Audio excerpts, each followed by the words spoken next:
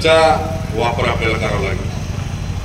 मध्यंतरीच्या काळामध्ये काही घटना आमच्या शिरूर तालुक्यामध्ये घडल्या. अनेक माझ्या सकल हिंदू समाजाच्या सहकार्यांनी त्या ठिकाणी मला फोन केले. पोलीस प्रशासनाच्या संदर्भामध्ये काही मदतीची अपेक्षा त्या ठिकाणी व्यक्त केली. जास्त वेळ घेणार नाही, पण आपल्या या सुरुवातीच्या बोलण्यातच मी या ठिकाणी प्रशासनाला काही मागणी करतो. या ठिकाणी तहसीलदार साहेब आहेत, पोलीस प्रशासन आहे. शिरूर मधील काटापूर, पिंपरखेड, जांबूत, टाकळे आजी किंवा संपूर्ण शिरूर तालुक्यात काय आज अनधिकृत चर्च आहे. जसं आता कलम 25 अंतर्गत पुढे साहेबांनी सांगितलं की कायद्यामध्ये त्याच्यावर गुन्हा दाखल होऊ शकतो, तसं मी आज प्रशासनाला या निमित्तानं काही विनंती करतो. कारण नंतर आलं विनंती करणार नाही, आता विनंती करतो 3 महिन्यामध्ये चर्च पाडा, 3 महिन्यामध्ये चर्च पाडा. आणि ही पण विनंती करतो, काही ही धर्म बदललेली जी काही भांडवल आहेत आमचे, त्यांना पण आपल्या या विचार व्यासपीठाच्या माध्यमातून सांगतो. काही खोटे गुन्हे आपल्या कुटुंबातल्या त्यांच्या ज्यांनी ही भांडवळनी धर्मांतर केले त्यांच्या कुटुंबातल्या काही सदस्यांना पुढे करून माझ्या या हिंदू धर्माबद्दल काम करणाऱ्या सकल हिंदू समाजातल्या कार्यकर्त्यांवर, सहकार्यांवर जे गुन्हे दाखल केले त्याची चौकशी नीट करा, त्याची चौकशी नीट करा. आणि अशा चुकीच्या पद्धतीने जर गुन्हे दाखल करणार असाल तर हे सुद्धा मला विधानसभेत बोलावं लागेल. आणि आजच्या या व्यासपीठावर मी आपल्याला विनंती या निमित्तानं करतोय, आम्हाला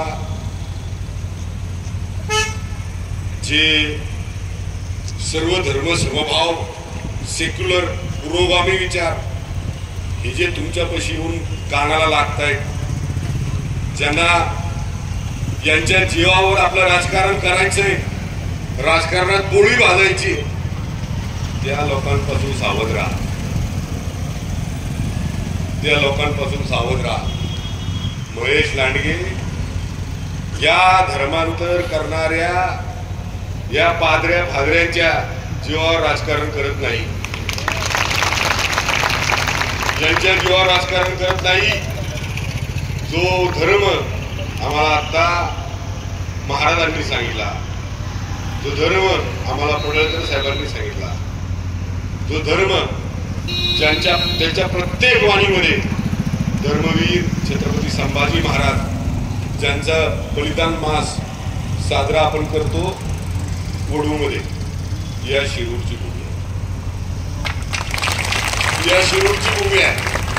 त्यामुळं आम्हाला धर्मांतर जे करतायत त्यांना कशा पद्धतीने उत्तर द्यायचं, त्यांना कसं सामोरं राहायचं, आम्हाला या शिरूरच्याच मातीने ठेवून शिकवलेलं आहे. त्यामुळं आम्हाला कुठल्याही बाबतीत कायदा हातात घ्यायचा नाही म्हणून विनंती करतो.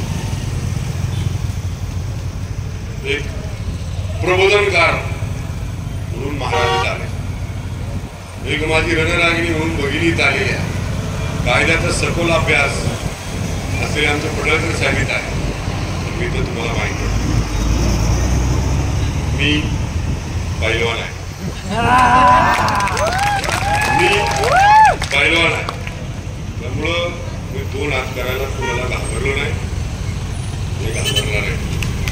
ज्यावेळेस माझ्या धर्माच्या संदर्भातला विषयी त्यावेळेस तर माझा पवित्र इतका मजबूत आहे.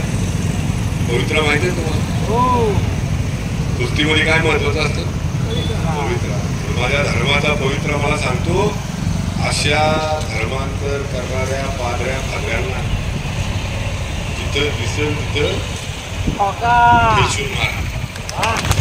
येणाऱ्या काळामध्ये या विधानसभेच्या अधिवेशनामध्ये धर्मांतर बंदी कायदा व्हावा याच्या संदर्भामध्ये आम्ही सगळीच मंडळी, गोपीचंद पडळकर साहेब असतील, मी असेल किंवा सगळे आमचे पदाधिकारी असतील, आम्ही सगळेजण त्या ठिकाणी या संदर्भातली मागणी करू. मी आता जास्त वेळ घेणार नाही, आपण सगळेजण बराच वेळ आला. आता थोडासा संदेश आजूबाजूला आणि गाड्यावाले आहेत, माझं लाईव्ह ऐकणारी काही लोक आहेत, काही जात आहेत ऐकतायत, लांबून ऐकतायत, तर जवळ यायला थोडीशी घाबरतायत. त्या सगळ्यांना माझा एक संदेश आहे. ही जी माझी ऋतुजा भगिनी आहे, ही माझी जी ऋतुजा लेक आहे ना, ती लेक, त्या लेकीवर आलेला प्रसंग हा डोळे मिटून माझ्या कुटुंबातल्या लेकीसमोर, बहिणीसमोर झाला तर मी सुद्धा आता लांबूनच यायच्या पाहणार का? विचार करा. याच ऋतूच्या या परिस्थितीमध्ये ज्या वेळेस 7 महिन्याचे तिला दिवस गेलेले आहेत, माझ्या त्या लेकीला दिवस गेलेले आहे, अशा परिस्थितीमध्ये ज्या वेळेस तिला धर्म बदल म्हणून तिच्यावर दबाव दिला जातोय, प्रेशर दिलं जातं, त्यावेळेस ती असा निर्णय घेतीये, डोळे मिटून बंद करून या तमाम शिरूर तालुक्यातल्या प्रत्येक कुटुंबातल्या माझ्या माता भगिनीनं, माझ्या प्रत्येक तरुण सहकार्यानं डोळे मिटून आपल्या घरातल्या त्या लहान मुलीकडं, घरातल्या एखाद्या मोठ्या मुलीकडं डोळे मिटून पहा. हा प्रसंग तिच्यावर आला तर हाच सकाळ हिंदू समाज त्या परिवाराच्या मागे उभं राहणार आहे, जो लांबून पाहतोय, जो घरात बसून पाहतोय, त्याच्या मागे हाच माझा सकाळ हिंदू समाज पूर्ण ताकदीने उभा राहणार आहे. म्हणून घरात बसू नका, घरात बसून ऐकू नका. हे जे प्रबोधन केले, हा जो इतिहास सांगितलाय, हा इतिहास ऐकू नका.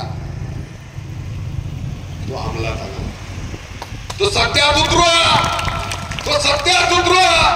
माझ्या वर्षाताईंनी सांगितलं, माता दुर्गा व्हा, माता अंबा व्हा. अरे आपल्याला हे सांगायच्या आधीच खऱ्या अर्थानं हा सकल हिंदू समाजाचा हा निषेध मोर्चा आहे. जो प्रसंग ऋतुजावर आलाय तो या परिसरातल्या कुठल्याच माझ्या लेकीवर येऊ नये, माझ्या बहिणीवर येऊ नये, म्हणून हा आज निषेध मोर्चा आहे. माझे आपल्या सगळ्यांना या निमित्तानं आव्हान आहे, इथून जाताना हा कुठलाही राजकीय मेळावा नाही, हा कुठलाही मतदान मागण्यासाठी असलेला मेळावा नाही. हा मेळावा आहे, हा मोर्चा आहे, हा या राज्यातला, या देशातला प्रत्येक हिंदू धर्मातला घटक सुरक्षित राहावा, धर्म सुरक्षित राहावा, त्याच्याकरता हा निषेध मोर्चा आहे. मी आज या महाराष्ट्राच्या विधिमंडळाचा एक सदस्य म्हणून आपल्या सगळ्यांना महाराज विश्वस्त करतो, माझ्या या ताईंना विश्वस्त करतो, तुम्हाला सगळ्यांना विश्वस्त करतो. येणाऱ्या या विधिमंडळाच्या अशा संदर्भातला कायदा सरकारने मंजूर करावा, अशा संदर्भातली भूमिका माझी या निमित्तानं राहील. त्याचबरोबर मागच्या काही काळामध्ये आम्ही इथल्या प्रशासनाला सांगून इथले कत्तलखाने बंद करायचं सांगितले, बंद पण केले होते, पण त्यांनी परत चालू केले. आता आपल्याकडं याच्यासाठी कायदा करायची गरज नाही, आपल्याकडं 2 कायदा आहे. आता या कायद्याचं जर अंमलबजावणी जर पोलीस प्रशासन करत नसेल किंवा इथलं महसूलचं प्रशासन किंवा बाकी प्रशासनाची मंडळी करत नसतील तर मग बोडूला जाऊन आम्हाला या कसायांचे हात कापावे लागतात. ते जर हात कापायचे नसतील तर या पोलीस प्रशासनानं आणि इथल्या सगळ्या प्रशासकीय अधिकाऱ्यानं हे जे कत्तलखाने चालू झाले तेही बंद केले पाहिजे. अशा संदर्भातली विनंती करतो, परत विनंती करणार. धन्यवाद. जय श्रीराम.